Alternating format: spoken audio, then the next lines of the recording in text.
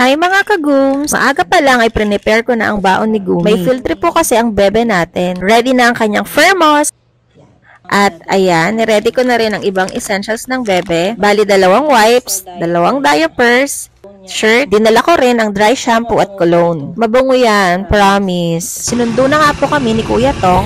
Happy talaga ang bebe pag sasakayan ng tricycle. Yung tipong feel na feel niya yung hangin, ganyan. Laki ng ngiti ah. Baka mamaya naman, be, makatulog ka na dyan. Huwag muna, mamamasyal pa tayo, be. After mga 30 minutes na biyahe, andito na po kami sa SM Tarlac. Kasama pala namin mamamasyal today, sina Ate Zia, Kuya Cody, at Kuya Owen. Eto nga, may kwento ako. Wala pa kaming 5 minuto, may ginawa ng kababalaghan ng bebe natin. Kaya for the pulot ang mamo.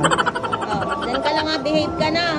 Una pala namin siyang dinala sa Worlds of Fun. Yun lang, wala palang rides dito. Kaya habang naglalaro si Kuya Cody at Zia, audience impact lang ang role namin ng bebe. Ang maubos na ng mga bata ang mga token, sabi ko akyat kami sa 3rd floor dahil alam ko may isa pang arcade doon.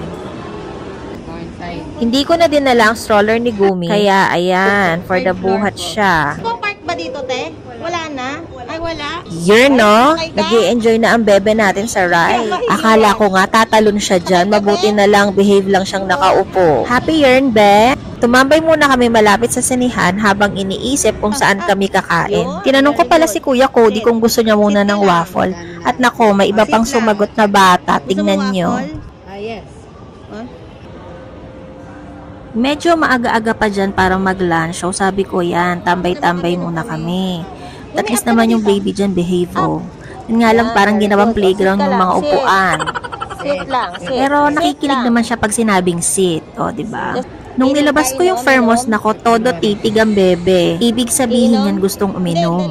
Kaya yan, o, diba? Nagpaturo pa si Kuya kung paano buksan. Parang mga 84 years ang uho ng bebe dyan kasi napakadami niyang nainom na water. Siya nga po pala, please tell us where you're watching from para alam po namin saan na pala umaabot ang mga videos ng ating bebe. And makapagpa-thank you po kami sa inyo sa mga reels and sa mga videos na i-upload po namin. Sa mga sandaling yan, naghahanap na kami ng pwede namin kainan. Sabi ko nga sa kuya ko, doon lang kami sa mga restaurants na may mga table sa labas dahil hindi naman nag-aalaw yung mga ibang restaurants ng fur baby sa loob. Ayan, dyan kami napadpad sa Greenwich. Ayan, sabi ko nga sa bebe, up siya at sit. O, diba? Nakikinig naman talaga yan. So, after ko mag-order, yan, tambay-tambay lang kami muna dyan.